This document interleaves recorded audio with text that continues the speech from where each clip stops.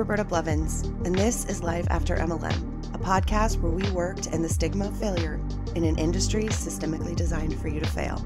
Join us as we dive into the real-life stories of survivors, experts, and advocates as we debunk the common myths and fallacies of cults, frauds, scams, and multi-level marketing.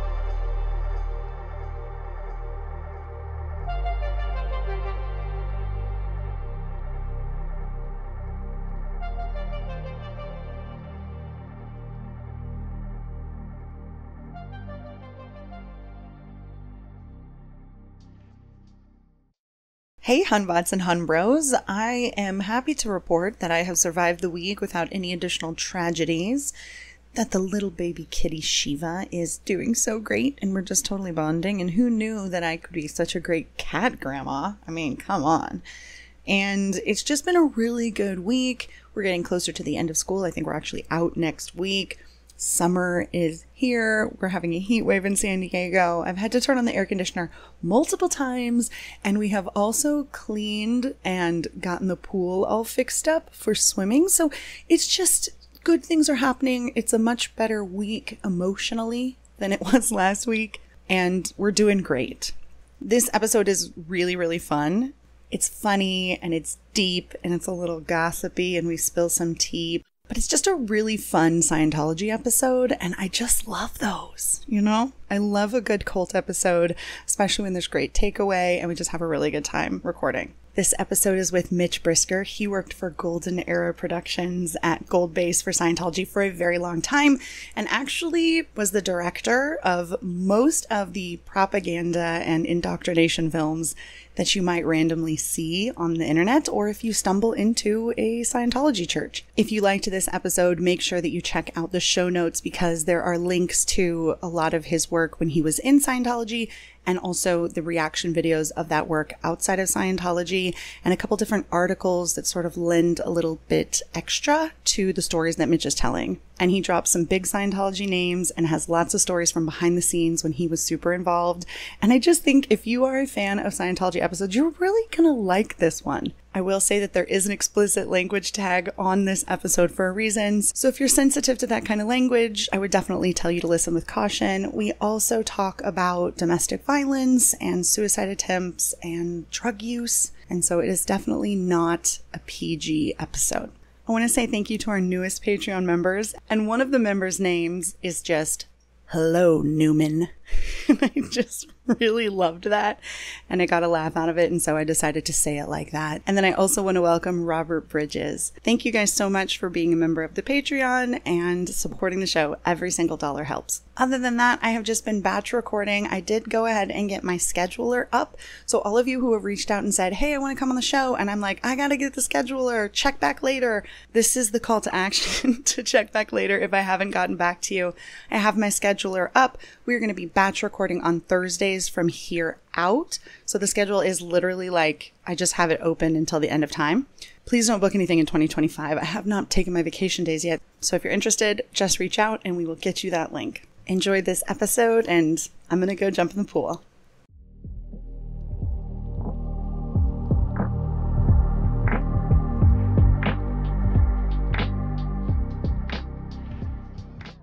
Welcome back to another episode of Life After MLM. We have another Scientology episode. We have another piece of the puzzle, and it's a big one. I'm really excited about this episode because we're going to be talking about cult propaganda, how it's made, what it's for, what its uses are. Like, it's going to be so good.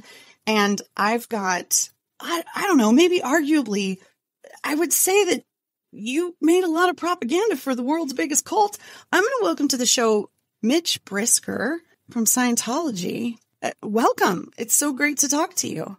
Hey, Roberta, it's great to talk to you too. Thanks for creating a safe space for me and other people to come forward and talk about these things. You have no idea how much I appreciate that. Yeah, I create a lot of propaganda, but I just have to say, when you're doing it, you don't call it propaganda. That's what the other guy does. The other guy does propaganda. You're getting out the truth. Yeah. I'm so excited to talk about this. If you have ever seen a Scientology video and thought, what the fuck? Mitch is probably behind it unintentionally in the what the fuck, because again, he thought he was the good guy at the time. But we're going to talk about that. But first, I want to know where you were in your life when Scientology came knocking and why you even thought joining was a good idea. I think I was the one who did the knocking, unfortunately. But when it presented itself as an opportunity, well, I grew up in the Hollywood Hills in a place called Laurel Canyon in the late 60s, early 70s. There was a lot of drugs. Somehow, I was in film school, and somehow I'd managed to get myself addicted to heroin. And so I had actually dropped out of school. And I'd done a film with a director who had recently started doing Scientology. Not when we worked together, he wasn't. And he took me down there to Celebrity Center, the original Celebrity Center on 8th Street in downtown LA. And they took me in. That's how it happened. Literally is how it happened. Now, you were a public Scientologist, which is different from becoming a member like a Sea Org member or in the cadets as a kid or anything like that. So you joined as a 23-year-old adult man and you became a public Scientologist. Yeah, that's correct. I mean, in later years, when David Miscavige sort of reframed everything in religious terms, I was a parishioner. Oh. So, yeah, exactly. So, okay. All of a sudden, the public, I mean, they still use the word public, but they're referred to PR-wise as parishioners. One of the things that Scientology likes to say is that they're going to save the world. They're going to make everybody clear. Everything's going to be great. Your problems aren't going to exist anymore. So you, as a 23-year-old young man who's addicted to heroin, who's a film school dropout, you show up on the doorstep of Scientology. How did they help you in those first early years? Well, it's interesting. At the risk of saying something that might suggest that I think there's some earlier, kinder, gentler Scientology that is helpful and we need to go back to. I'm not saying that, but there was this period of time, a Celebrity Center. It was founded by a woman by the name of Yvonne Jench, who was, married at that time to Heber Jench, who became the president of the church. She's kind of universally beloved.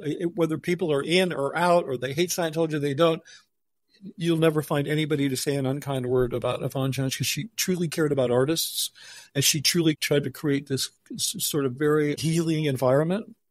So they took me in. They literally, for very little money, which my father was glad to pay, I lived with them for 6 weeks, which is something that's just not done. I mean, I was, probably the only public person that ever lived in Sea Org, a staff house, and had roommates who were in the Sea Org. And I did that for 6 weeks until I got off a drug. So essentially what I found was a very anti-drug community that was very upbeat. Everything was, everything's going to be great. We know what's happening. Like we are foreshadowing the future. We have popped out of the matrix.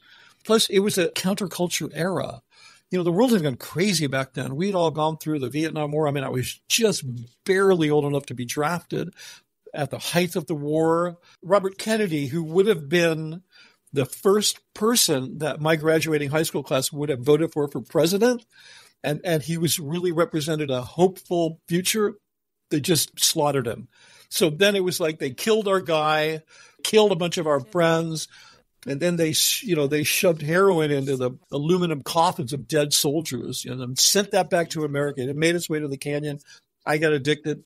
So, keep in mind that the whole atmosphere, and this wasn't some like religious whatever, it was kind of this very new age counterculture. It was like a philosophy that had a lot of helpful stuff. And obviously within it is a DNA for tragedy because, you stay long enough, and I think it's true with any cult, eventually you're going to become traumatized and humiliated. And in my case, especially things that, your work will then be credited to other people, and then things that you never did, you'll be blamed for. And it's the arc, it's just how it goes. So you got off drugs. Scientology is very anti-drug. You got off the heroin. What they offered was this very against drugs environment. They were very caring. They looked after me. They took care of me when I couldn't sleep all night. They gave me a floor polisher and said, cool, dude, stay up and polish the floors. You're like, don't just pace. Like, that was awesome. That was really helpful.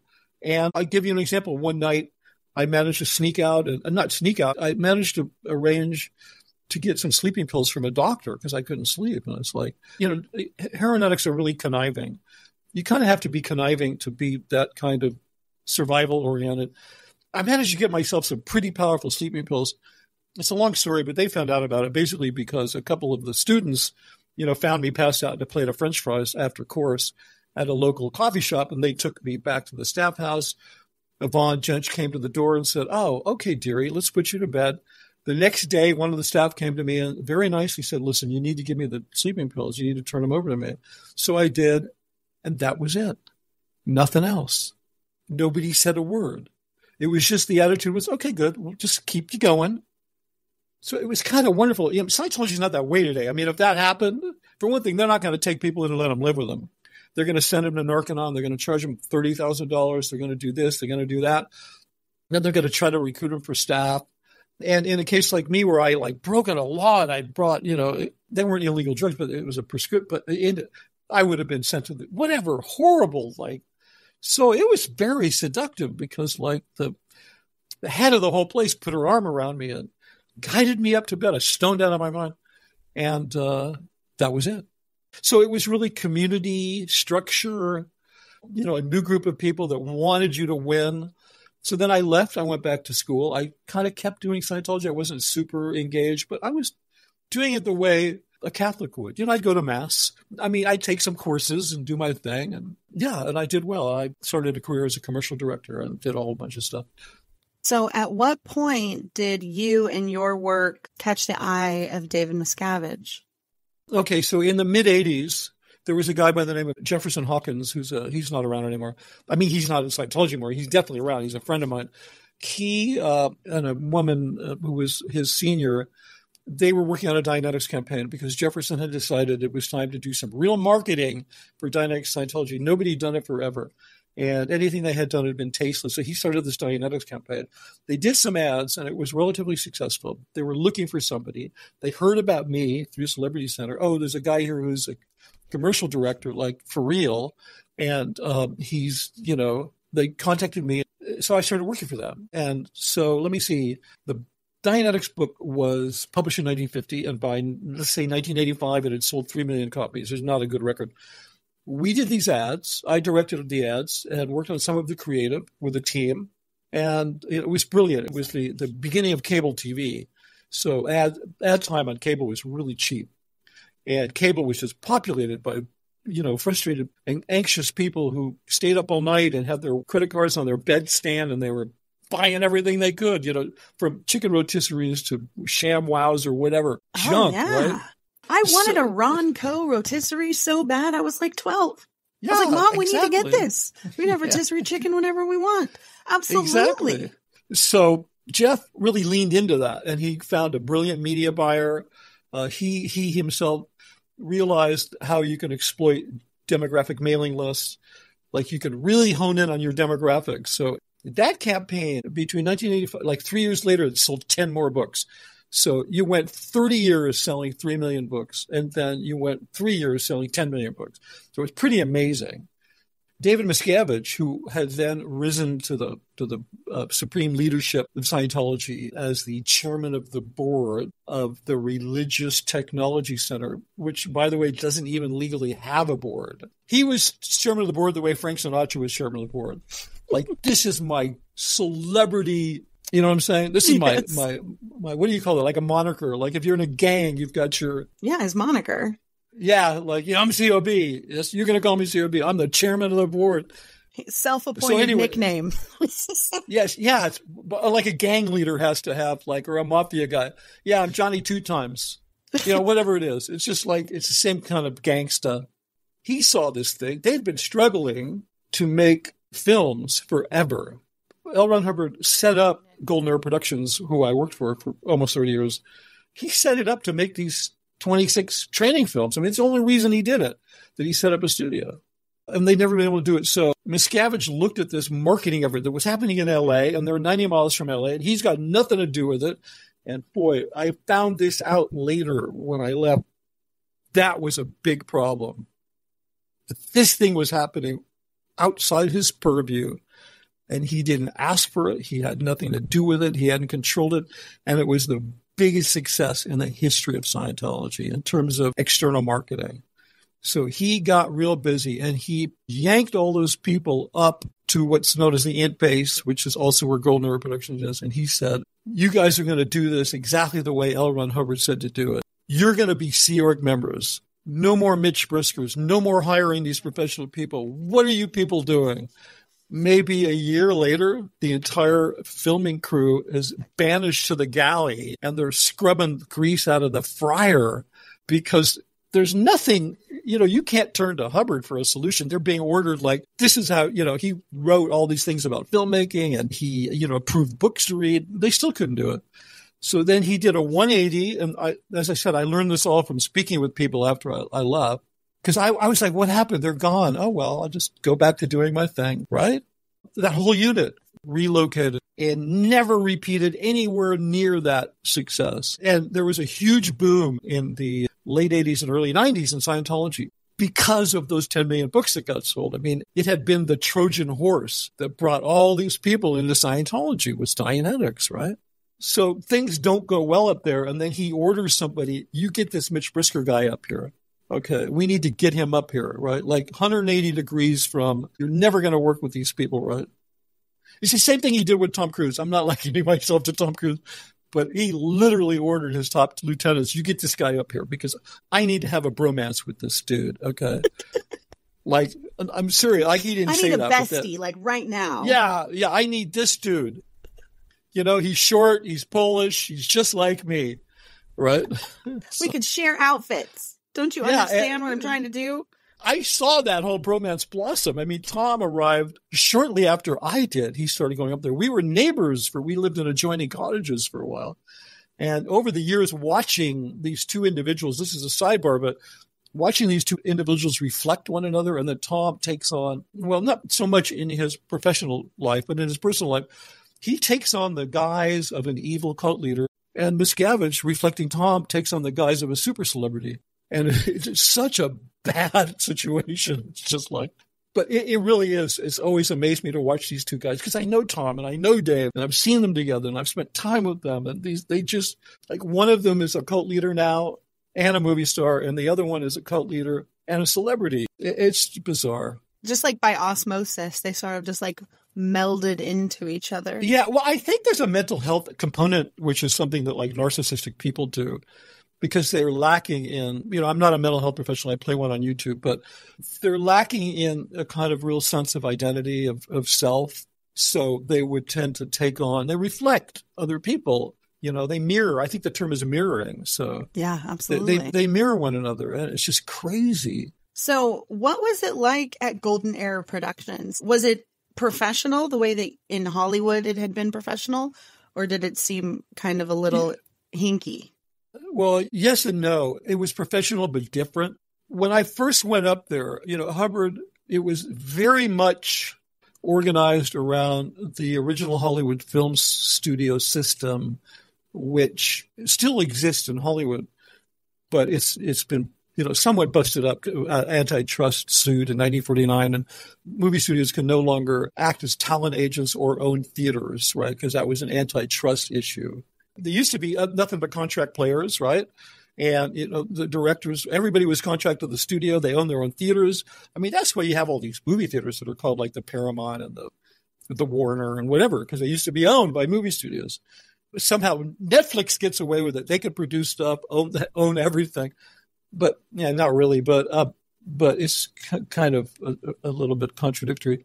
So anyway, and the reason that I say that they were like the old studio system was because they were using their own staff in the films as talent, and they were showing the films in their churches.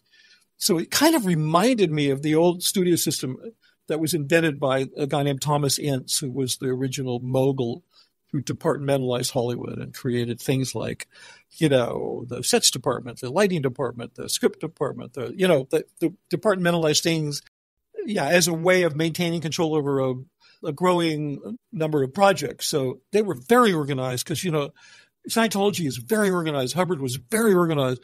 They have org boards and they have policies and hundreds of published books. And, like you need to install super heavy duty bookshelves because the books are just so like thick and heavy. And so he wrote 500 executive directives, he called them, specifically pertaining to filmmaking. But with all of that, they didn't know what they were doing. They didn't know how to make a film. They were literally stumbling around in the dark. Right? Even though they'd read a number of the same key textbooks I had studied in film school, like, finding the syllabus of a good film university is not hard. Discovering what the books are and so forth. And, and then Hubbard come up with a lot of his own stuff. Some of the organization was really off. And this is like super technical inside baseball stuff, but like, there's a field in filmmaking called, it's production management technology. There's a person called a production manager, right? And he has individuals in his department. He has and he might also be a producer, but he's got like assistant directors and second assistant directors, that whole team, like the film director's team and the sort of, the person who's doing all the finances and the bookkeeping, all those people are under the production manager. And that was not understood at Gold. So there was a lot of chaos because they took that job and they spread it across 3 different people. So you had one person focusing on pre-production, one on production, one on post-production, right? So you had a lot of, that's not my problem anymore, right? Oh. You know what I'm saying? Like, here, hand it over to you. And Hubbard, he didn't understand this. And I could never get that. That was one big problem. And then there was a few problems, like they didn't understand what a set decorator did. So they had this department called props, and then props would do everything. And they were independent of the art department. So that means they'd come to me, but they needed to be under a production designer who's envisioning the entire thing. So they never had a set decorator, which was always a big problem because these are such first world problems. I'm talking about film school problems. They never had a set decorator. And, when you watch the Oscars and they give an Oscar for art direction, right? They give it to the art director and the set decorator. That's how important that role is on a film, but they didn't have one. They just had a person that would sort of, we need a vase here and we need a painting there. And this guy needs a gun. But they never knew how to tell a story with their craft. So there were those things. So I struggled a lot with that, but that was, It seems like 3 kids in a trench coat. Yeah. Hey, the parents are away. Let's put on a play and save the school. Yeah, well, it's like, I am an adult. See, I'm wearing a trench coat and I'm very tall. And it's like, I have the right equipment and I'm using the right words. But you don't understand the fundamental ways that filmmaking works as a science. Well, and so there's a lot of lacking because they're not professional filmmakers. They're just pretending in a trench coat. Yeah, and they don't think they're pretending because they're following L. Ron Hubbard, and that's like the way you do things. That's real true. But that's a really good analogy. 3 kids in a trench coat. Very much so. Yeah, and there was another component which speaks to the cult aspect, right?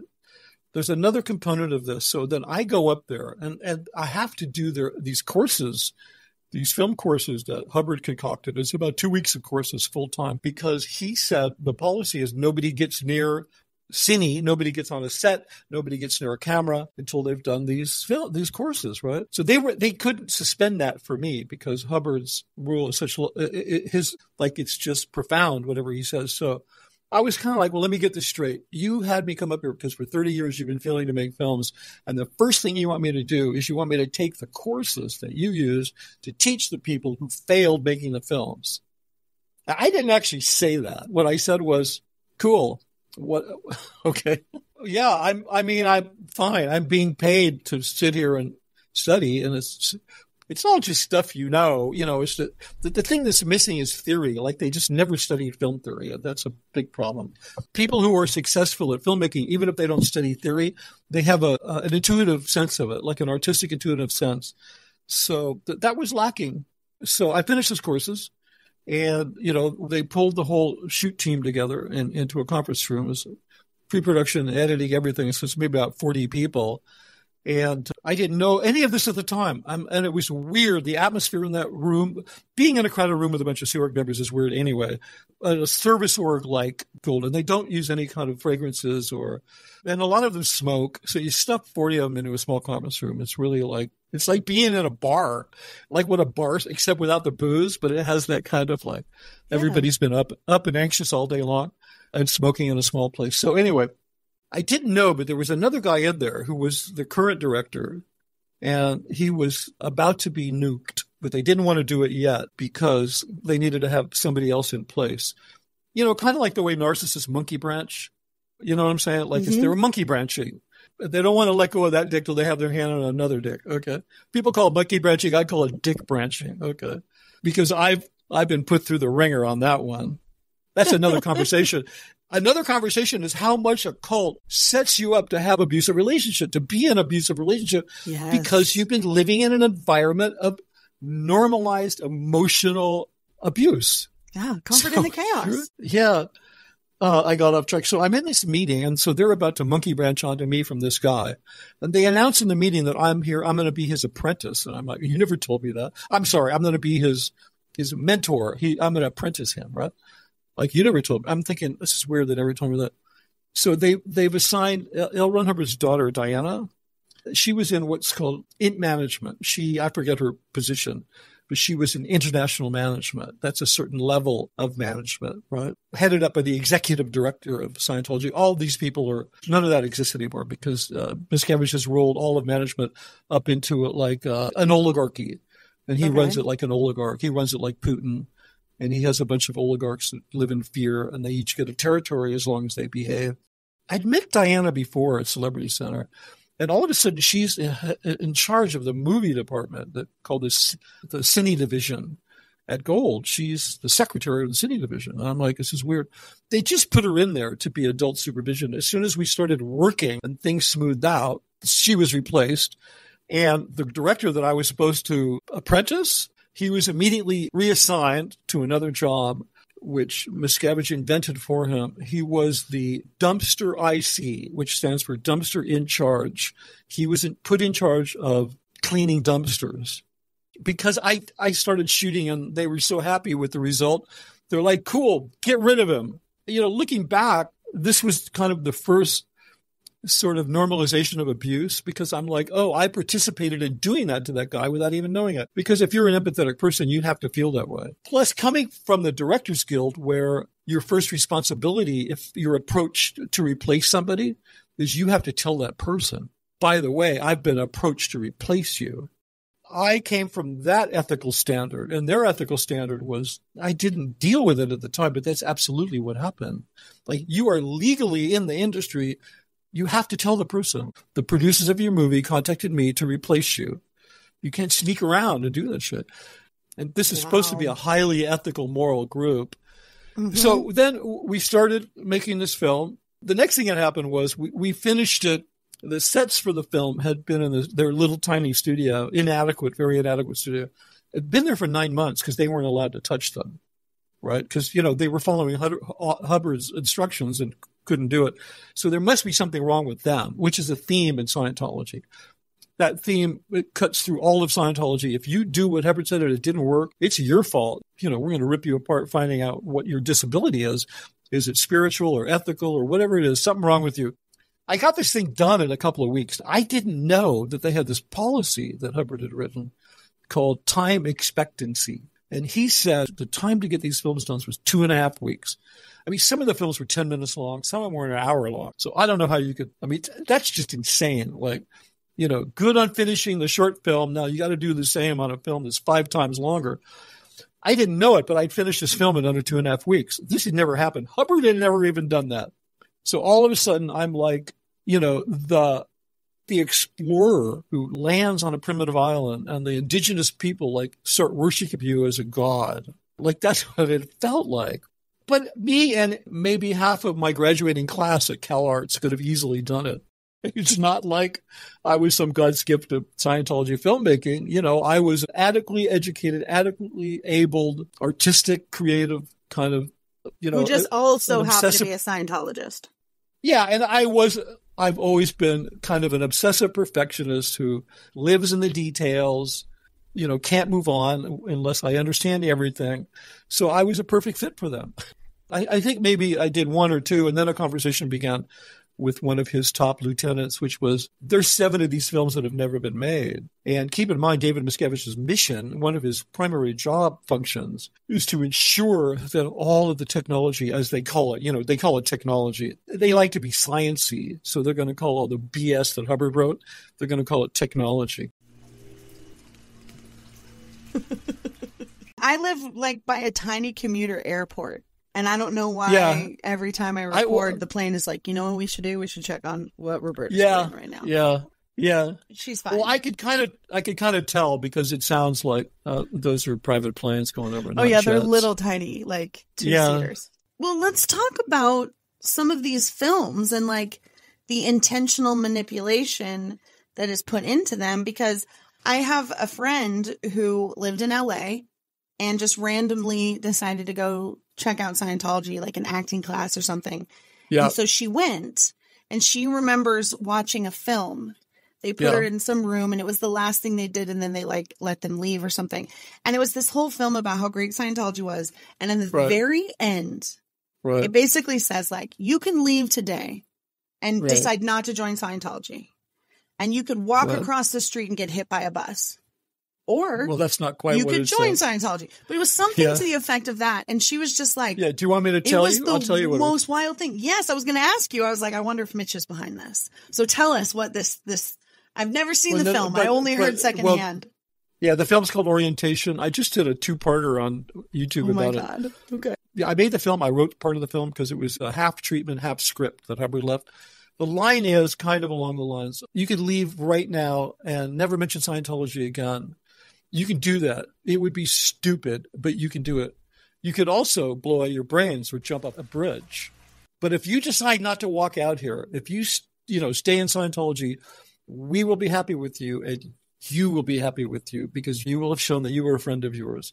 And then it goes into a bunch of other spiel. And I have to say, we remade that film without those lines because they're obviously horrific. I mean, what?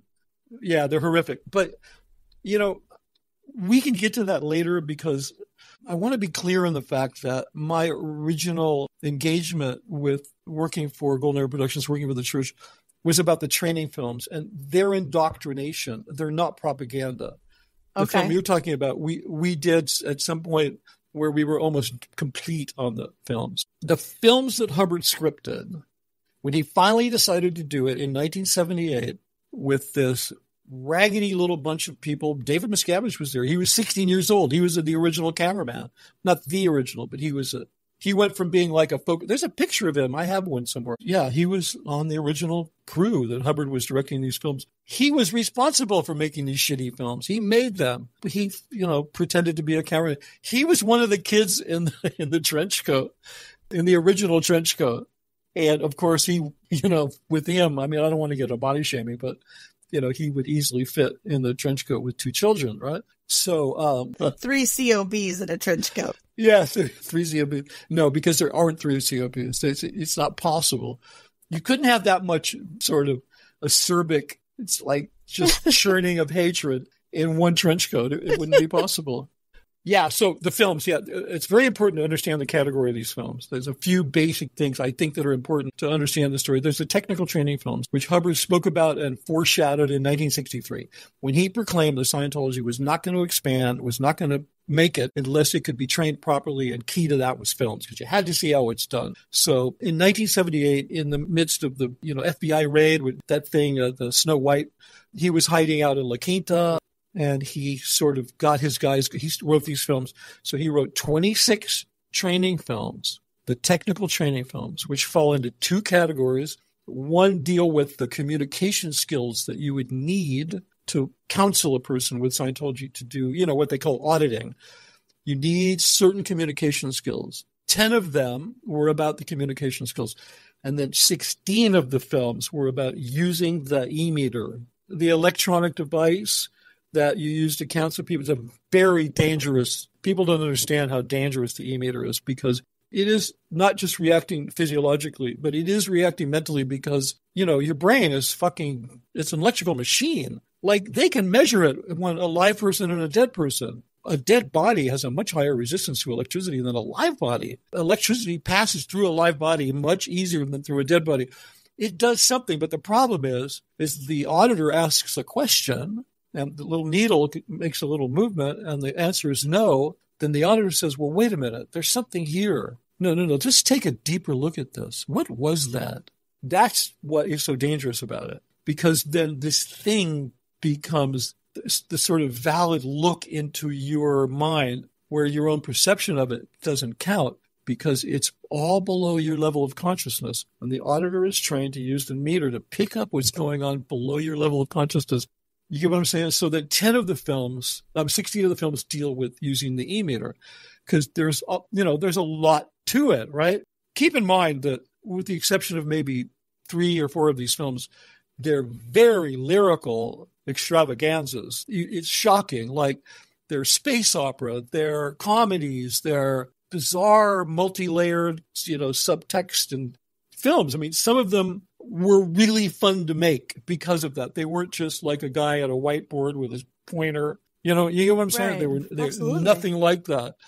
Nothing like that. But I have to really stress that these films were indoctrination. These are not propaganda films. Right? These are indoctrinating you very overtly about how to operate the machine and operate yourself, but also contextually on a subtext. Hubbard revealed a lot of his misogynistic, his racist, his hatred of the law, his sense of superiority, that Scientology is the only thing that can fix criminals. All that stuff's in there. And a lot of it I couldn't unpack. I'll tell you a very interesting story about that, which is relatable to the Danny Masterson case. But then he also wrote another 50 treatments. Some of them were scripts, including that orientation film that we were talking about, the Blow Out Your Brains film. That's a propaganda film. Those are propaganda films.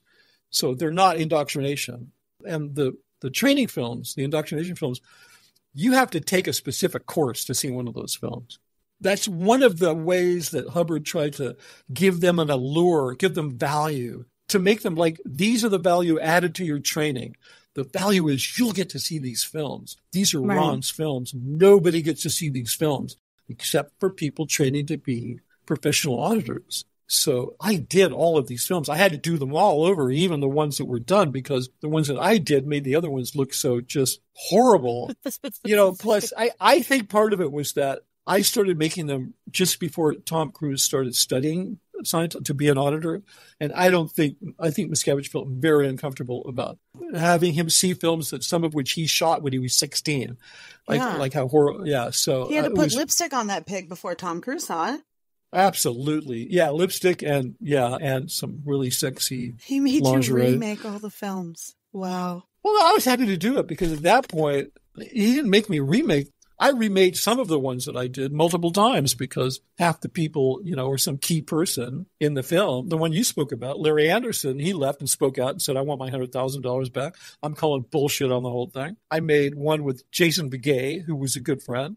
He left and said, I'm calling bullshit on the whole thing. And Jason was hardcore. I've never seen anybody go from 0 to 60 in Scientology like Jason Begay.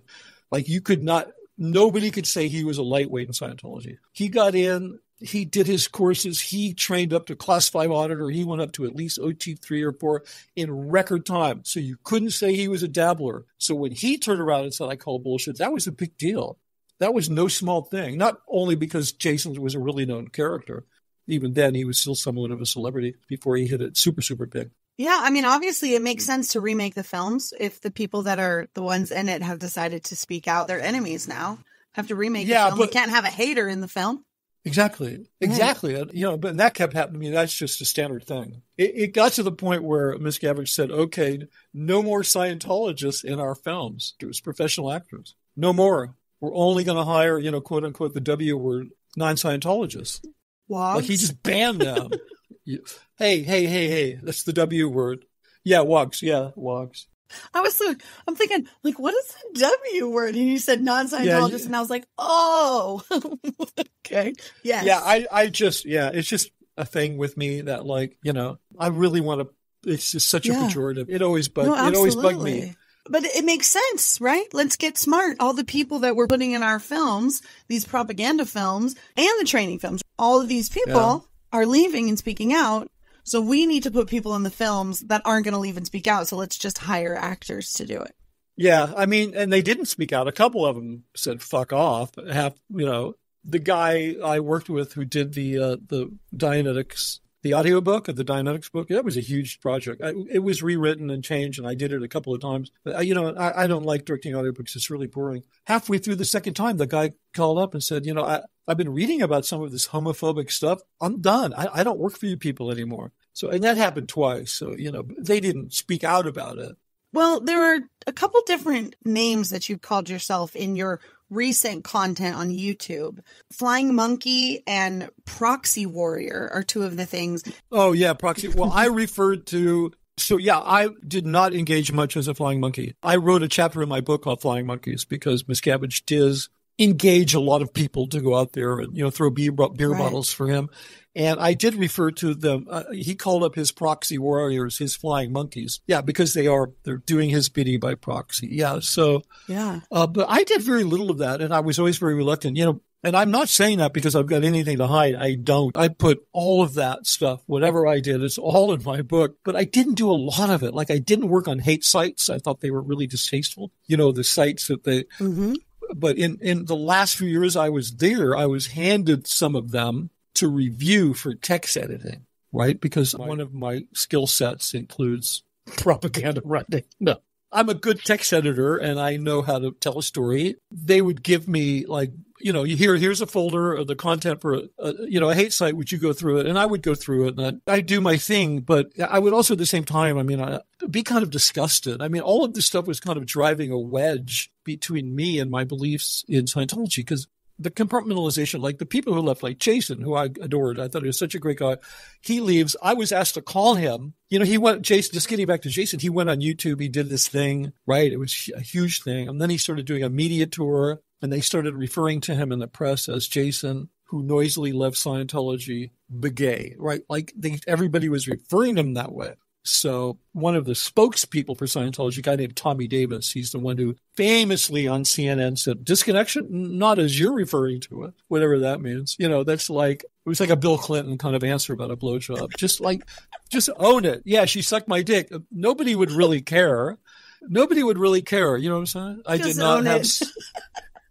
didn't have sex with that woman. No, but she sucked your dick. So, anyway, so my point is, Tommy walked up to me with a voice recorder and he says, the boss, they would call Miscavige the boss, which I was like, just gangster shit. That's all how it always hit me. So the boss wants you to call Jason because you guys are friends and he's going to go on the Matt Lauer show, the Good Morning or whatever it is. And he wants you to talk him out of it, right? And nobody's been able to reach him. And I'm like, okay, he hands me a voice recorder and I never used it because it's illegal. And I'm not going to have a conversation with somebody and record it. I'm just not going to do it, the law or otherwise. So I handed it back to him later. I said, yeah, it didn't work. But I called Jason up and he picked up in the third ring and he said, hello, sir. And I was like, wow, that's weird. I think he was talking from the film set thing because that's how we knew each other, even though we were friends. Because while the red light's on and you're on the set, people will often call the director, sir. But after work, you're having a beer and you're just Mitch, but it's just to keep the right. Formality of professionalism. That's all it is. So we had a really lovely talk. Jason was really upset, but my angle was, look, dude, I don't think it's going to help you to be known as this anti-Scientologist. I don't think it's going to help your career. I was wrong because ultimately nobody cared, but I didn't do what they said, which was have a confrontational, talk him out of it. And he didn't do the Matt Lauer show, and I got credit for that, right? But I knew that I didn't deserve any credit for it because all he talked about was what an asshole Matt Lauer was and how these motherfuckers, they just want to have you on their show and they want to use you and take advantage of you. So he was obviously not going to do it anyway. But that's fine. I got credit for talking about it. For just having a conversation and him changing his mind. And they were like, Mitch wins. He's the winner of the day. Mitch wins. But there was no reason for me to even brief them. Like, don't worry about it. Because I didn't really know. He never told me I'm not going to do it. It just didn't surprise me that he didn't do it. Because as soon as I mentioned, hey, look, I'm calling you about you doing the Matt Lauer show, because I don't think it's a good idea because it just continues the sort of transitioning your brand into being an ex-Scientologist. Right. And I was kind of saying that as his friend. because I felt connected to him as a friend. I knew I could never talk to him again. I knew I had to put him in a box, and he was a suppressive person, and he was an enemy. But then there's this other box, and I'm like, I know this guy. He's a great guy. You know, a little volatile, you know, maybe some anger issues, but I even like that about him. Well, let's start talking about Shaja. Okay. You don't keep a bowl of treats next to your thing. I do do that have sometimes. some treats. The problem with that is, yeah, exactly. Don't do it. Don't do it because you're just training them. You know that little green cart that you have against your back wall? From IKEA. IKEA. I have the same one. It's the only it's thing a great little rolly cart. It's the only thing I ever bought at IKEA that was not a piece of shit. I know. I love it. It's the best thing from IKEA is the rolly cart. I know. It's the best thing. Ever. Yeah. So now we're like my new best friend, Roberta. There we go. Because we bonded on the cart. Okay. Carry on. So what I want to talk to you about is you're in Scientology. You're doing the things. You're getting the credit. You're watching the people that you used to be friends with and connected with, working with, leaving Scientology. Whether they're speaking out publicly or they're speaking out privately, they're leaving. They're expressing their distaste for this. They're saying, hey, it wasn't what we signed up for. This is not what we think it is. At what point are you starting to feel these things too? Oh, I thought you were going to ask me what was I thinking about them when I was on the inside. Well, I mean, you can say that too. But just so people understand, I thought that they lost a gear. You know, they lost their shit. You know, it doesn't mean I don't like them any less. You know, like when Mark and Claire Headley, who were good friends of mine, especially Mark, because we worked together, when they did their lawsuit, I was like, oh, God, don't do that. You're not going to win. Right. But I wasn't thinking like you assholes. I was thinking why. Right. Then years later, I spoke with Claire about it after I got out, and I realized what a heroic thing they did, because they probably knew they were going to lose, but they got so much stuff on the public record. And I went, wow, I never realized, you know, the stuff about abortion and a bunch of other stuff. It all went on the public record because of them and their lawsuit. Mark had written a book, hadn't published it. They lost the lawsuit, and the church got the court to charge them $40,000 for legal expenses. And the church said, you know, let us buy the rights to your book, and we'll forget the $40,000, which means we're going to kill the book. You know, they're not going to say, kill the book. They say, give us the rights. Let us decide. It's just how they do it. It's how it's how Harvey Weinstein did it. It's how Donald Trump does it. It's like, you know, we just want the exclusive rights to your story, and we'll give you, you know, $250,000. And then, oh, that story never gets heard.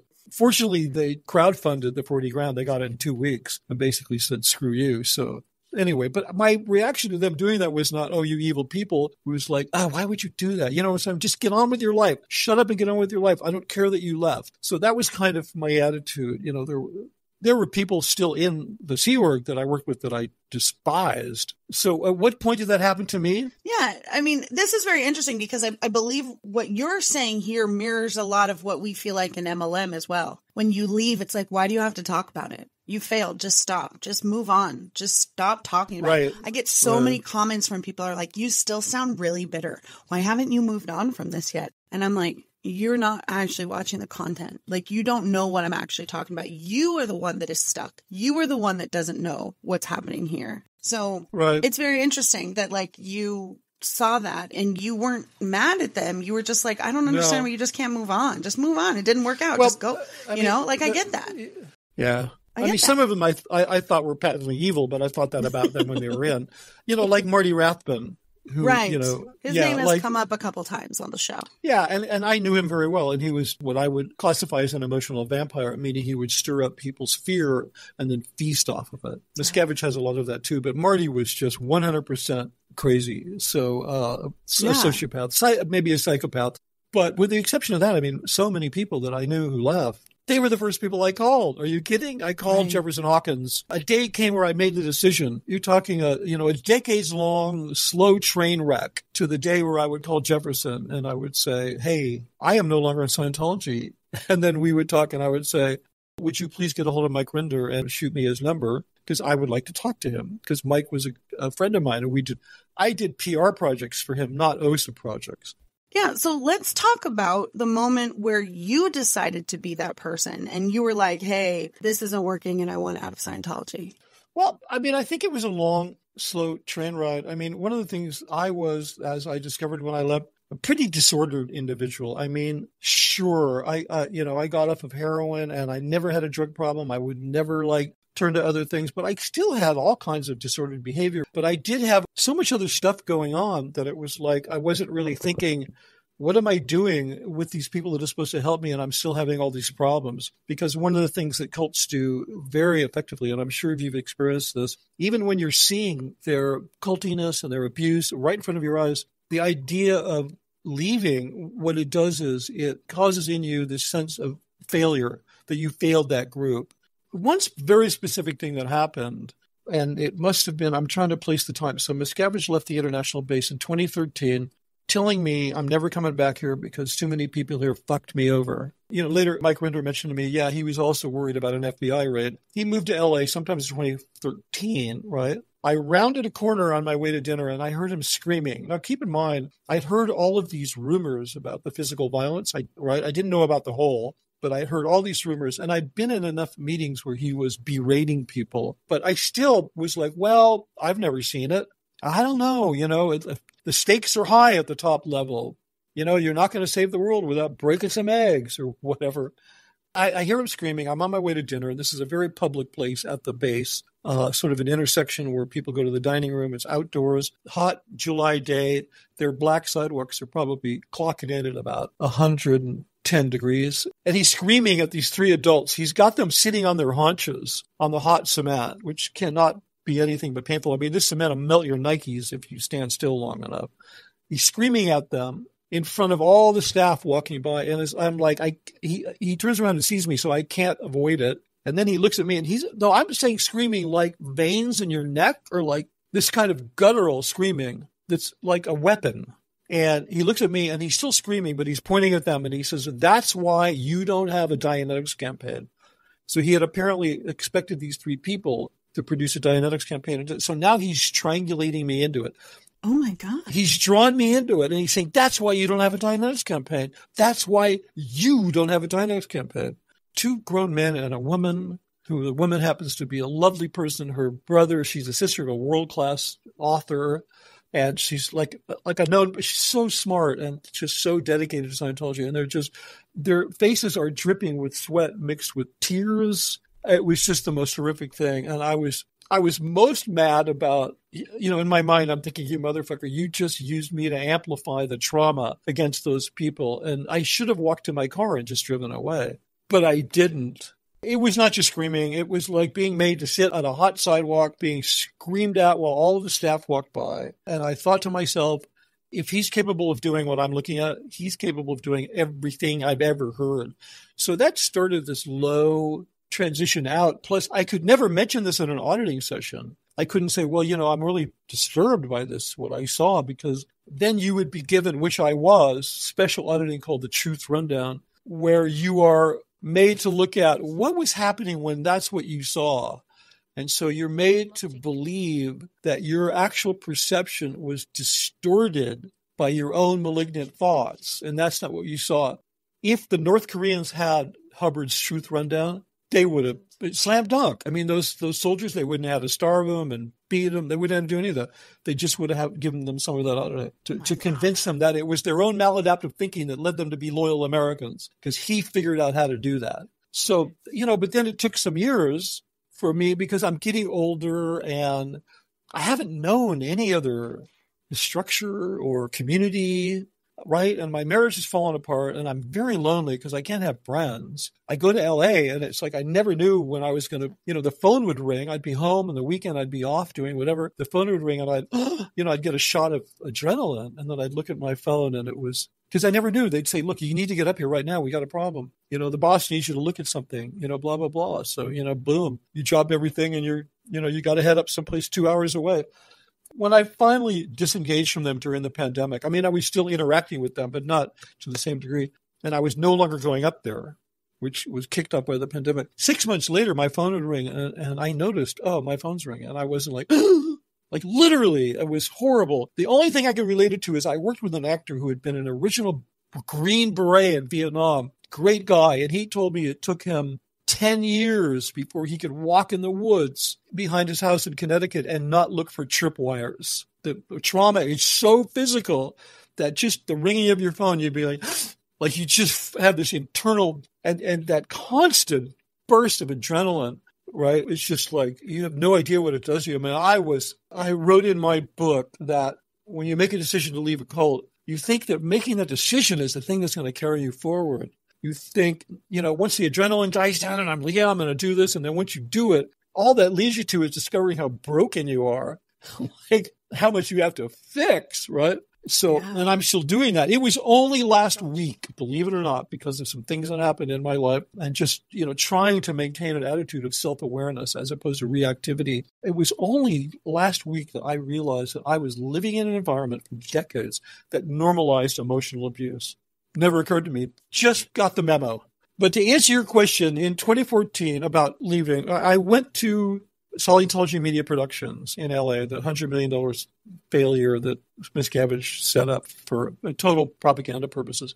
I went down there I was assigned to be the senior director there, and I did all of their original mission statement and sort of sizzle reels, kind of announcements to the industry, what was the Scientology network. And I did all this high-level intel creative stuff, and it was all great. And blah, blah, blah. But I was also, in my own personal life, my own personal behavior, which wasn't in alignment with the mores of a Scientologist, right? And some of it I recognized as, maybe things I needed to fix. And some of it was, no, that's just my own private business. But because they're just in your shit so deep, and because, they have this human resources department at Scientology Media Productions, that their only job was to detect and handle problems. So if there weren't problems, they had no job. So they drove so many people out of that place, like 4 legitimate high-level journalists.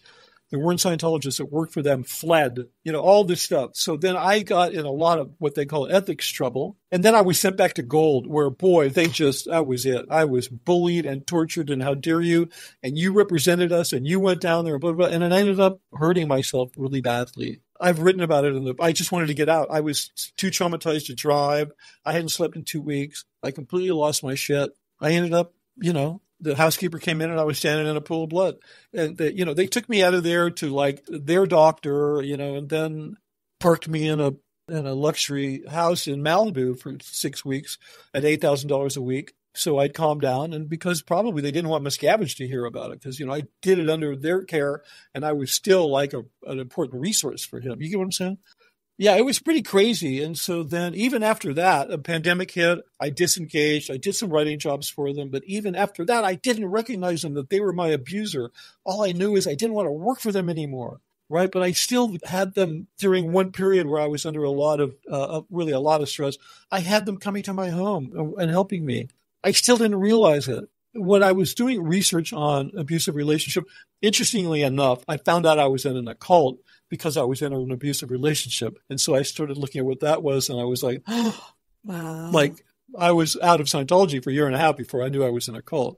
The data that was been collected by the domestic abuse hotline, they collect a lot of data that people use for research. And one of the pieces of data that they've collected is that the average person in an abusive relationship, and to me, it doesn't matter if it's 2 people or 2 million. It's just a matter of scale, right?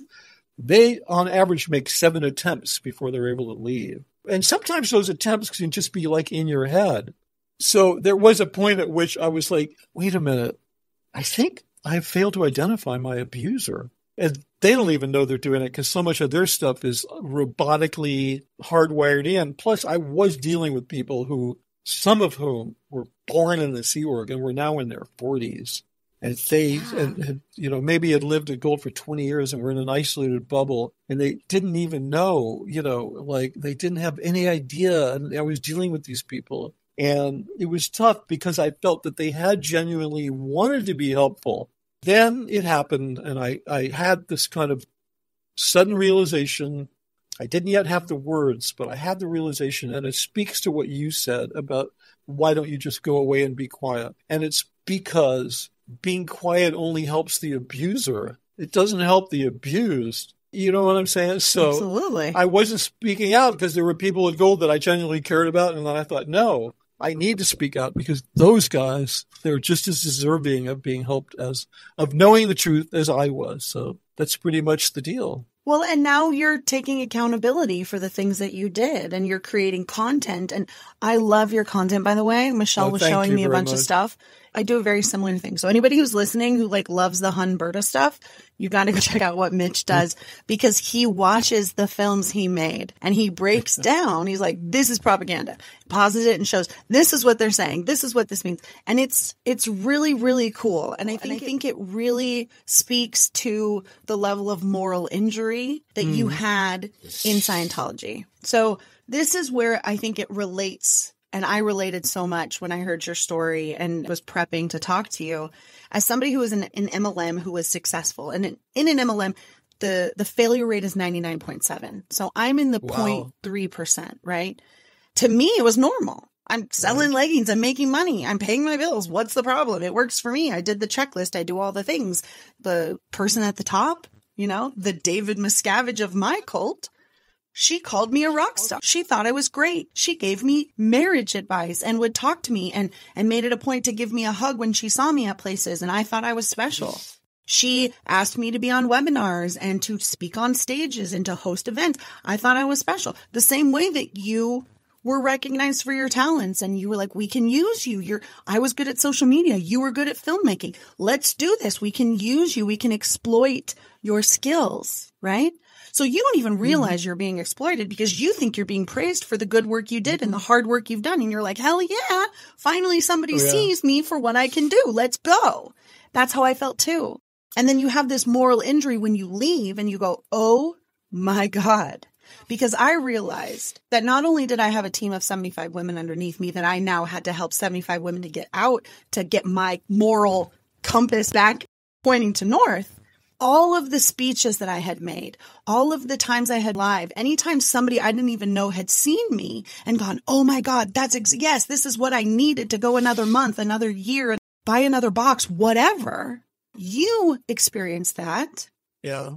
To a level that I don't think anybody in Scientology really truly understands, because you didn't personally recruit people, but the films that you made that will live in infamy until someone else remakes them are continuously being used to recruit people every single day. And so you have this moral injury that not a lot of people can see, that you were complicit in creating better versions of the films they had, which accounted for a massive growth in the size of the church in the 90s when you were creating these films. That's a moral injury that I don't think a lot of people see. And when I heard that immediately to Michelle, I was like, oh my God, I get this. I get Mitch from this level, because I get comments that were like, you don't have any room to speak. You made money in LuLaRoe. I lost everything. Who are you to speak out? Like, I don't even want to hear from you. And for me, it was providing a voice to the victims and not the abusers. Because by not speaking out, by not exposing things, like you said, we give more power to our abusers to continue to lurk in the dark. And we have to shine light in those dark alleyways and say, here's the light, I'm shining it. And you're doing that with your YouTube channel. You're doing that and you are connecting with people and you are saying, I was wrong. Here's the accountability.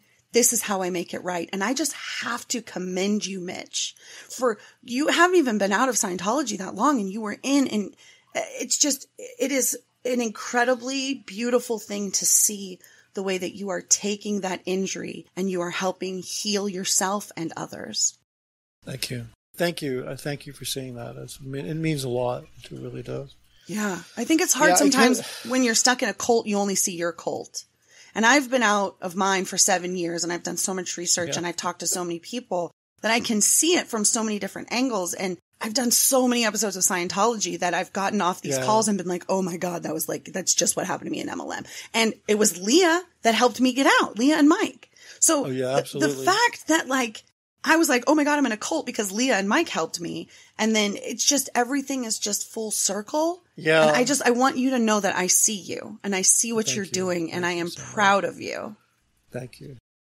So talk to us about what that feels like to make those videos and to sort of be on the opposite side of that. Well, what does it feel like? Well, it was the first two that I did were very much what you mentioned. There were two things that I did back in 2014, post the 2008 anonymous situation, which kicked off a new era of propaganda for Scientology to try to reclaim enough real estate on the internet that they could legitimize themselves, which is not possible because a 13-year-old kid with a cell phone could turn it on TikTok, and he can claim enough real estate to bring the whole thing down. So it really doesn't matter how many independent IP addresses you own, and they may own more than anybody. But during that era, I was working on a lot of stuff for the web. In 2014, we did a film called, it's on YouTube, it's called Inside Golden Era Productions. And I helped produce that film, helped create it.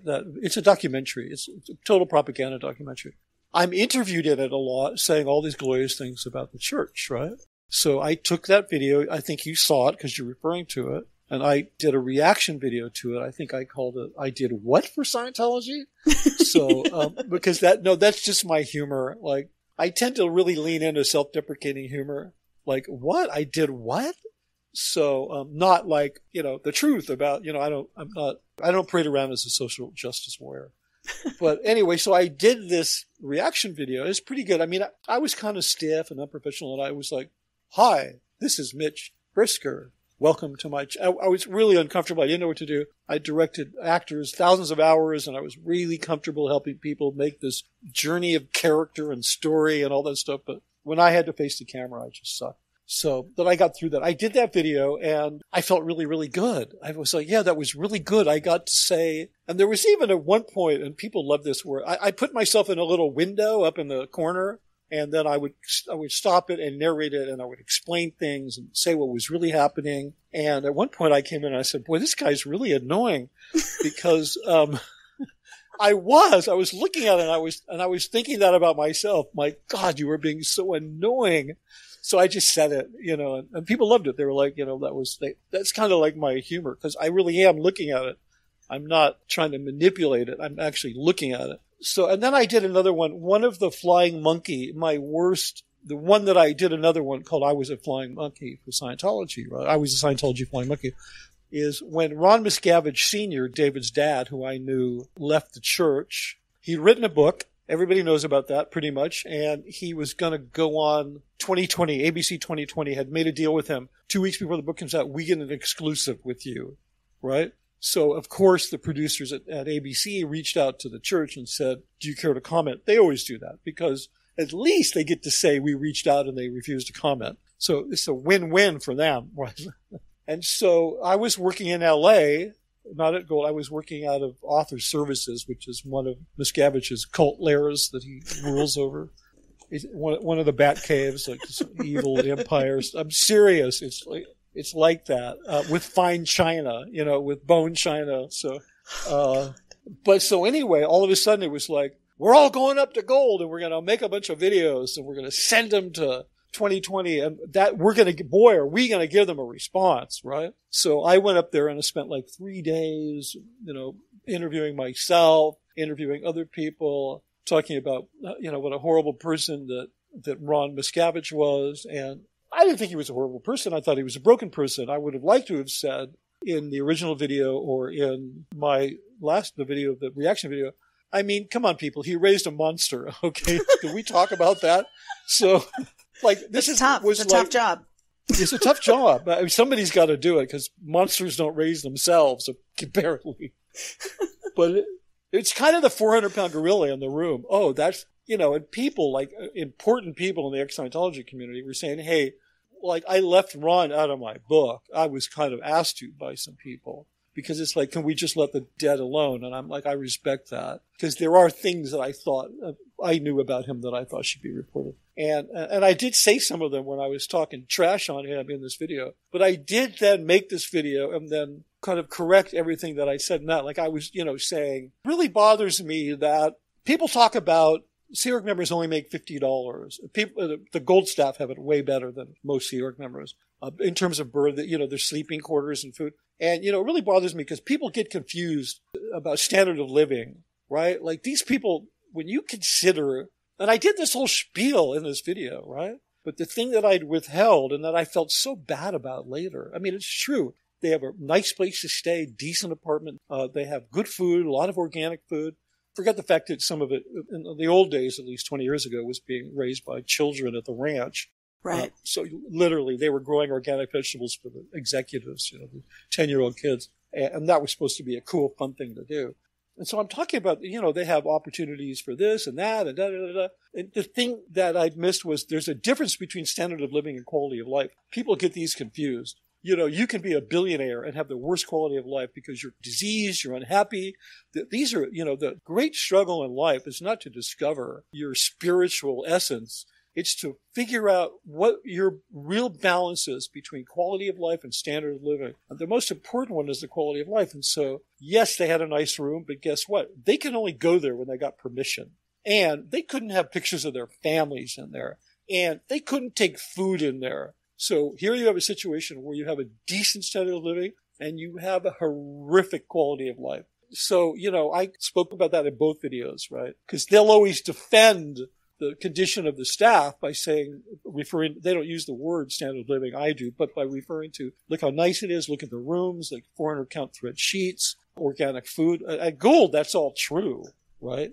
Right. So yeah. But you're still in a cult. Yeah, exactly. But all of that is canceled by the quality of life. Like it's just canceled. Like, right. Yeah, I'd rather live on a dirt floor in chains if I could just have, a week off a month. That would be a better... Because the quality of life, you have nice sheets and you have good food, but you're stuck in a cult and you're not allowed to do anything without permission. It's not a great quality of life. Yeah, not at all. Not at all. And you're living in a police state and it's really horrible. But let me ask you a question. I get asked by people, so, is Tom Cruise going to take over for David Miscavige? Like, sometimes they perceive him as, some kind of what would you call it? Like a co-conspirator. Uh-huh. Which he's not. And I think of him as a kind of victim, right? A kind of, victim also turned perpetrator because myself, I believe that he's so heavily silent because I've seen the mechanism of how that works that he just doesn't know a lot about this stuff. And plus, even if he did see it or hear about it, he'd be like, oh, those are just those crazy people out there. But it occurred to me that there's sort of abuse happens in a bunch of different ways, but it also exists on a scale. It exists on a scale from those who are kept in a position of no privilege and those who are kept in a position of unbelievable privilege. And some people think that as you go up towards the privilege side, there's no more abuse. And that's like, I run into this a lot with people's perceptions. Like, no, you don't get the abuse of privilege. You don't get what it means to be unknowingly held inside of a moist cocoon of emotional support and just gaslit just 24/7, as opposed to, I'm on rice and beans, and it's horrible. And I'm being made to do slave labor for 100 hours a week. Yeah. You care to comment? I do really think that there's like the abuse spectrum. I think abuse is abuse. It's just a different way it looks, right? Exactly. So you might, if you're in lower conditions, you might have rice and beans on a plate, or you have to eat with your hands or whatever. But when you get more privilege, when you get closer to the king or the queen or the leader or whatever, there still is abuse. It's just a different kind of abuse. Yeah. It's more covert abuse versus overt abuse. I feel like maybe in lower conditions, you're going to have more overt abuse. It's going to be very obvious that you see it and everyone sees it and they're like, oh yeah, that's definitely abusive. But when you get into other places that are more hidden, where they're trying to keep a secret, there's abuse because it's the control of keeping the secret, the control of keeping this homogenous space, however it is. There's control, and you can't step out of line. It's emotional control. It might not be physical control or manipulation, but it's emotional. Absolutely. Right. Absolutely. I think there's abuse across the spectrum. And I think most people that are involved in cults or high demand control are victims. And a lot of times we end up being perpetrators as well. Then there's the scale of victim and perpetrator. How much victim, how much perpetrator is there? I think it's incredibly nuanced. And I think anybody who's been abused has validation and is allowed to say, I was abused and this is what happened to me. And just because my abuse is maybe more sunshine and rainbows than someone else's abuse doesn't mean that it isn't abuse. Like, it left lasting impressions on me. I'm a perpetual people pleaser because of my emotional abuse. Like, I'll do anything if you tell me you're proud of me. I'll be like, did it make you happy? Can I do more for you? To my own detriment. And so I just think that there's different kinds of abuses that have different kinds of repercussions down the road or initially or whatever. And it's just such a spectrum. I try always, when I have conversations, approaching everything with the nuance of like, I haven't been where you are, but I have been near where you are, so I can understand how what you experienced is similar to what I experienced, and I can put myself in that position, and I can give you empathy, and I can ask the right questions or say the things that are beneficial versus making things worse. But yeah, I mean, abuse is abuse. And I think we don't need to dampen each other's experiences to make our abuse seem more valid. I think all abuse and the stories that we tell out of them are all valid. They're all different. And they're all different puzzle pieces in the same giant puzzle. And without those couple pieces, the puzzle is not complete. And sometimes I'll get pushback where people are like, I can't believe you would talk to so-and-so and you would talk to so-and-so, because maybe they have conflicting ideas of things. But for me, I find the answers in the nuance of those conflicts, where I can pick and go, oh, this and that. And I can look at it differently from a different vantage point or a different perspective and fill in all of those holes. And that's really what I want to do, is I want to answer the questions, and I want to make that puzzle bigger. I thought I was doing that. And then I started opening it up to other things, and all of a sudden the puzzle started getting a lot bigger. And I was like, I didn't know this puzzle was so big. And now we're working on a massive puzzle where there's a couple things done over here and there's a couple things done over here, and we're trying to connect them all together. But yeah, I mean, I think everybody's story is incredibly valid, regardless of the size. Yeah. Well, thank you for all of that. Yeah. I really appreciate it. Yeah, absolutely. Well, before we wrap this up, let's talk really quickly about this book that you're writing, or you've written. It's called It's published. Scientology, The Big Lie. And you self-published this, right? Oh, this is actually here, there you go. That's actually The Big Lie. Not for sale. Yeah, I wrote a book. I didn't write it to publish it initially, but then I was encouraged to publish it. I kind of wrote it to regain my story, kind of like the Aboriginals in Australia. It's funny, I learned about this recently and saw this analogy that, I mean, they've been around for 80,000 years, so they probably have some wisdom that maybe the rest of us haven't kind of arrived at yet. They do this walkabout thing, right? Yeah. And they do that because they have to find their story. And if they don't find their story, they're lost. And that is, everybody is kind of on or needs to be on a walkabout, or you want to know who you are. And so my book was a walkabout. So that was what that was. Yeah, because, in Scientology, if you look at their landing page, the main landing page, Scientology.org, it says Scientology has answers. Who am I? Where am I going? Is there hereafter? What is God? Blah, blah, blah, blah. All this stuff, right? Just note to your listeners, if you ever come across that stuff, just change the channel, run, get out of the building. Those kinds of statements that begin with, we have the answers to the biggest questions you're asking.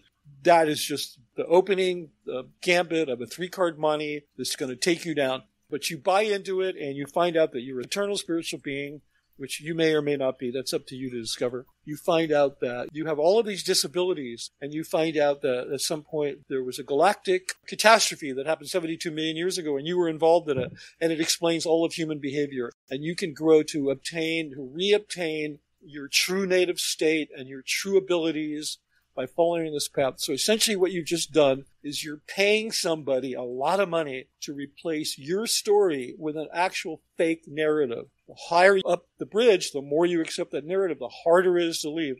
Most of the suicides in Scientology are up at the OT8 level, right? It's a real liability. So that book then ended up becoming my walkabout, my putting my story back together brick by brick. And everything's not in there. I mean, some of it just stayed in my space. It's not that I was unwilling to talk about it, but you're taking, like, everything's not in a movie, or every movie you saw would be 10 hours long. So, it's a story.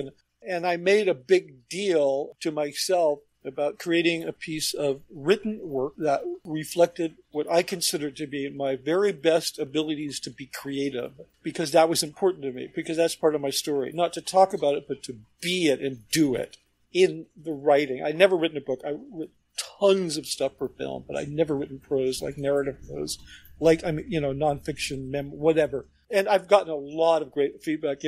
Most of my reviews start with, wow, this book is really well written. So, and I don't even really see it, but I kind of do, because I wrote it as a filmmaker. It doesn't say fade in, cut, but it's a very, very visual. Like, people have remarked on that, like, oh, this book is so visual, because, I'm going to, tell you where I am visually. Right. And then give you all my impressions about it and tell you what's happening. And so I've gotten feedback. Like, I just finished watching this book. I got it yesterday. I stayed up all night. Like, weird stuff. And I've gotten feedback that, this helped me so much to understand what happened to me. And so I did self-publish because I couldn't get a publisher. even though I'd sent proposals off and I'd sent chapters off and I got nothing but good feedback. It was like, this is great, but we're not going to publish it because you're not a celebrity and you didn't work with L. Ron Hubbard every day, and that's all we're interested in, which I can understand. It's a big investment for a publishing house. They have to engage a lot of people and they have to do a lot of marketing. And then I discovered, I didn't think self-publishing. I always thought of it as vanity publishing, which it is in a way. A lot of people vanity publish. But I discovered it's like the record business. Like today, artists don't need record companies. Right. They have Spotify. They have this. They can self-publish their music. And they can be successful and make a lot of money. But not that was my intention, but my point is they could achieve their artistic goals strictly. So then I did a bunch of study into self-publishing and kind of adopted for myself what would the best practices be of a publisher. So I'll be that. I'll adopt those practices. I couldn't afford all of them. Like high-level editing, I had to kind of rely on qualified volunteers who wanted to participate. But I did that, and then I was very lucky. I have to give a shout-out to the anonymous person. The book is beautifully designed. You've probably seen it. Have you seen it? Maybe not. I saw a picture of it. Yeah, so it's really beautifully designed, and it's got inside, can you see that? There's little pictograms at the beginning of each chapter. It's a beautifully designed book, and it was done by someone who it will be anonymous forever because they don't want their name on it, but they felt that they needed to design it. They're a noted book designer. They have like over 50 credits and all sorts of other things. Cool. And this person came in, and when I was struggling to raise money to have a well-designed book, and she's like, no, I'm going to handle all of the design and all of the typesetting and blah, blah, blah. And then I had the woman who hired me to work on the Dianetics campaign. We were sort of emailing a little bit. We were friends. She's published. She doesn't speak out. She doesn't care at all. She's fine. She's published. She's an art teacher. And she had worked on book marketing campaigns. And so she and I became very dear friends. And she's like, no, I'm going to help you do this. I know about publishing. So all of a sudden I have this team of lovely people that were just like wanted to help. It was the most beautiful thing. There was no judgment. Yeah, there's no judgment. Like Scientology, you're constantly being judged. But even worse than that, you're being judged on how you judge. Like you're not judging people the right way. Your judgment is off. Like the people under you, you need to be harder on them. I mean, this is a literal thing. Like, so you're judged and you're judged on how you judge. It just creates a horrible. That's when I started realizing about the normalization of emotional abuse. Starts with when the judgmental narrative becomes normal speak. Yeah, absolutely. You're not selling enough. The leggings aren't going to sell themselves. What the hell are you doing? Well, that's one of the things they said they did sell themselves, and they lied. Oh, yeah, right. This was just such a great conversation. Mitch, where can we find you on social media so we can follow along with your journey? I guess at Mitch Brisker, or you could, on YouTube, I'm Scientology, The Big Lie. I think it's, I'm not sure, but even if you go to YouTube and just search for Mitch Brisker, fortunately I have a name that's different enough that it'll pop up. I'm not John Smith.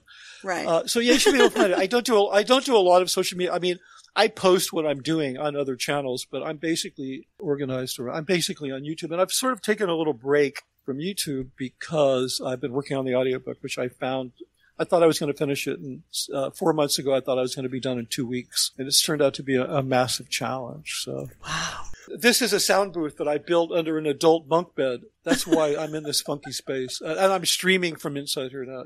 I call it the what do you call it? The blanket fort. I'm coming to you from yeah. It's an adult blanket fort. So I love it. But I've sent files off. I've perfected the space, and technically they're perfect because I have an audio technician helping me out, and I just have to get the performance and stuff. It's really difficult. Fantastic. I'm just not self-directing is insanely difficult.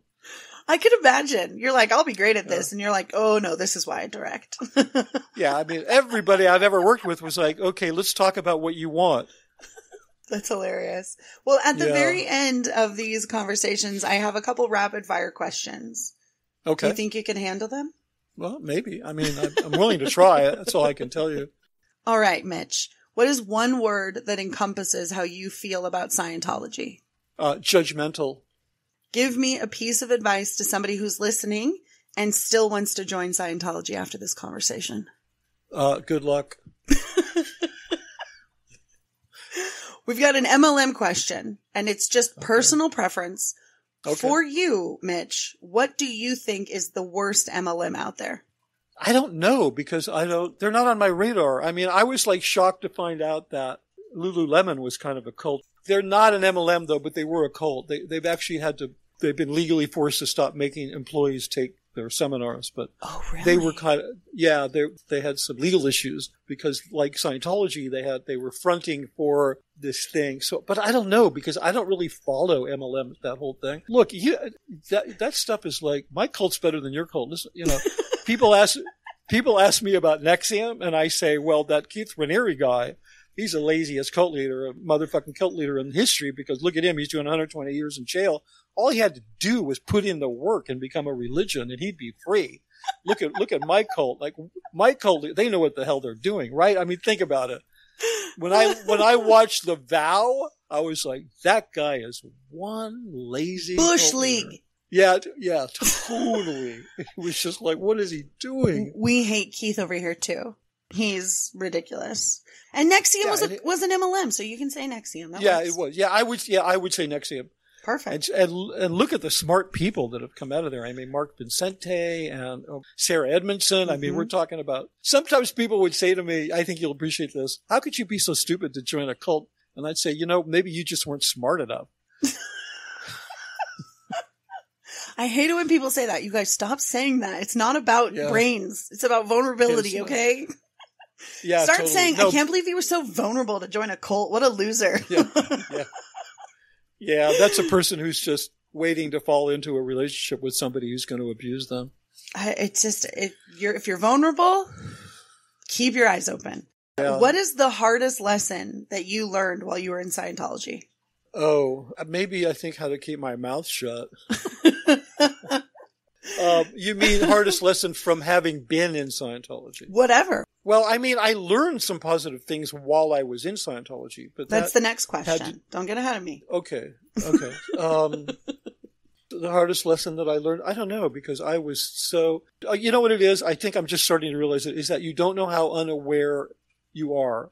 You have an idea of how self-aware you are, but you have no idea how unaware you are, which is the real challenge of becoming more self-aware. Because, I've been in therapy for a while and I'm really lucky. I have a wonderful therapist and I love the non-diagnostic environment. I don't like the label environment of psychiatry. Part of that's programming, but part of it's with my own eyes. I've had enough interaction with psychiatrists to know that that's just not, that can be a re-traumatizing experience. In the therapy space, which I've been fortunate because I have somebody who's very supportive. And I do think I've been able to gain some self-awareness, but there's always as you become aware of things, it's like things emerge into your awareness, but you still don't know what you're not aware of. Because if you did, you'd be self-aware of it. It is literally like a big blind, dark room. So that's been a real challenge. So I'm hyper alert to puzzling my way through that. I love that. I love that there's the distinction between being self-aware yet still being unaware of the things that you haven't unpacked and gotten through yet. Absolutely. I'm right there with you. And then you're on it. You're following me. You're reading my mind. The positive takeaway from your time in Scientology. Well, I'm reading your mind. I'm recruiting you into my cult. All of my mirror neurons are on fire. Like something I've taken with me that I feel is positive. Mm-hmm. Nothing. I have to tell you, nothing. Zero. Nothing. The thing that I was the most noted for, I believe, inside with the people I work with, not outside. I was like, oh, you made these films and you made all these shiny objects. Thank you. But it was building a team. And I discovered that I was able to do that because I took those 3 children in a trench coat and I said, get in my boat and we're going to sail across the waters and we're going to land on the other shore. And there's going to be monsters and there's going to be demons and sharks and horrible weather. But you know what? I'm going to get you to the other side. And I did this over and over. And so these people, their lives were better as staff because I was there. I built 2 film teams for them that did great work. Like not just one, but then when I got in trouble, I was like, that team that you built over all those years, it's now run by the guy you trained. You're now nobody. We need you to do that again. And I did it again. And the work of the second team became indistinguishable from the first team. So that's a thing that I took away, but they didn't give that to me at all. That was me. I just figured that I had that inside myself as how to work with people. So as much as I like working alone, I'm really good at being the guy that you can lean on, and I will settle your emotions when these guys would get so upset and think they're in so much trouble because it's the Sea Org. We didn't talk about that, but the reason they had to hire somebody outside is because the Sea Org places a very high cost on failure. And you can't perform when the cost of failure is that high. You can't. You talk about performance anxiety. So I was a person that could say, you know what, relax. Just relax. Take a breath. We're going to get through this. This is like not a big problem. It's not as big a problem as you think. So the thing that I took away is that, I learned that the panic, the catastrophizing, the gaslighting yourself, we had a term for it in my family. It's a bit of a long story. We called it gas canning before anybody was using gas lighting. In my family, when I was a kid, my father told me a story real quick. He saw me as a kid, and I was really upset about something that I thought was going to happen. I was all worried about it. I was probably 10 years old. And he said, okay, look. My father was a wonderful man. He was like an architect, philosopher. And he said, okay, look, let me tell you about a story about a guy who ran out of gas in the middle of the country. And the sign said it was like 10 miles to the nearest gas station. So he was walking to the gas station. He kept thinking, what if they're closed? What if they don't have any gas? I don't have a gas can. What if they won't loan me their gas can? And he kept thinking and thinking and thinking and thinking. And he said, you know what he did? By the time he arrived there, there was this pleasant-looking young man working at the gas station. He walked up to him and he said, fuck you, keep your gas can. And he walked away. And so I don't think he said, built it up you. so big in his head. Yeah. And it wasn't even reality. And so in my family, and then in my second family, when I got married and had kids, we'd say, hey, you're gas canning. You don't be gas canning this thing, man. There's nothing to worry about. It hasn't happened yet. Anyway. I like that. Yeah, so these guys would gas can all the time because, they could be thrown in the RPF or get in. There's stories I could tell you about that. We could do that another time. Very specific, really traumatizing stories that I witnessed. So that's something I took away from there, that I feel really confident about being able to work with people, like on a team, to be like a contributing person or the leader, especially creatively. So that was going to happen to me no matter where I ended up, because that was the journey that I was on. Just give me some people and some tools and a script and this and that, and I'll figure it out and bring people together and, teach them that the biggest barrier they have is their fear of failure. And at Gold, like I said, the price of failure. And I became very good friends with the first script supervisor I worked with. She's a wonderful woman. She left a few years later and recently thanked me for working with her because she became successful in media, right? And I asked her one day, I said, how come nobody's trying to get the job of director? I mean, where I come from, especially commercials, it's like cutthroat. You turn around, there's 10 guys with knives just ready to stab you, step over your warm, dead body and take your job. And she said, oh, no, you can get in so much trouble up here being a film director. That was like, I think I need to leave this place. You're like, wait, what? Yeah, exactly. I'm like, what? So I was just like, wow. Anyway. And then within a few days, that story played out where we did something that was really a nothing error. We misshot an E-meter thing and everybody got in a ton of trouble. And then I was pulled in to witness how much trouble they were in. I wasn't in trouble, but I was sort of, stand over there, Mitch. And then they got in all this trouble. And it was kind of like, this is how you're supposed to treat these people. You're like, they work for you. Anyway, there's a lot of parts to that story, but yeah.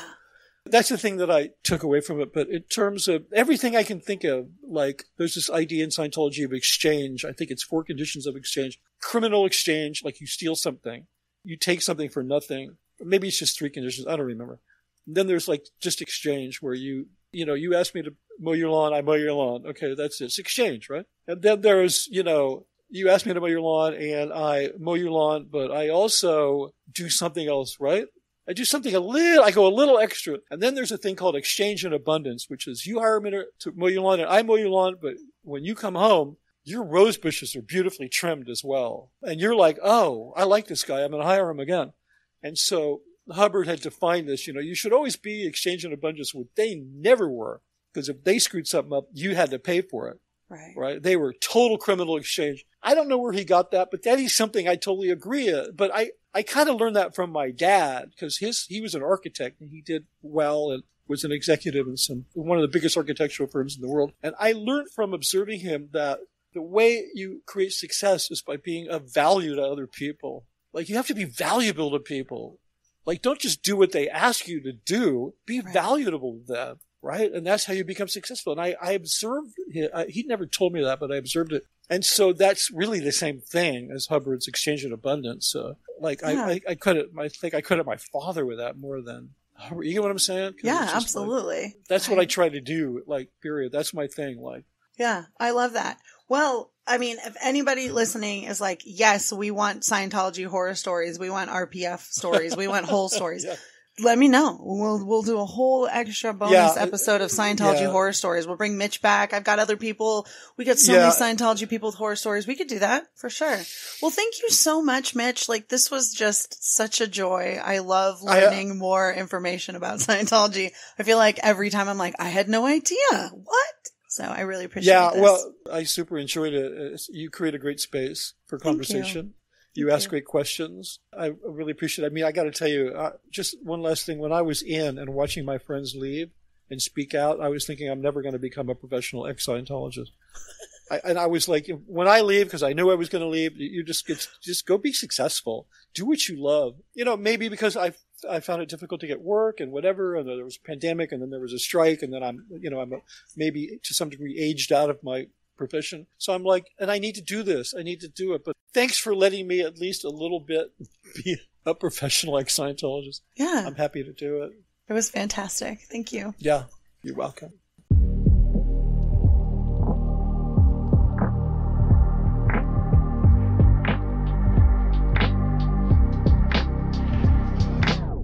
Thank you so much for listening to Life After MLM. Don't forget to like, subscribe, and share. And follow us on social media at Life After MLM Podcast or visit our website at lifeaftermlmpod.com. And don't forget to check out our Patreon for exclusive content and join the community on Discord. You can find all of the links to follow in our show notes. Life After MLM is produced by Roberta Blevins. Audio editing is done by the lovely Kayla Craven. Video editing by the indescribable RK Gold. And Michelle Carpenter is our triple emerald princess of robots. If you have a story about a cult, fraud, scam, or MLM and want to be on the show, please hit us up. We would love to help you tell your story and start your healing journey in life after MLM. See you next time, Huns.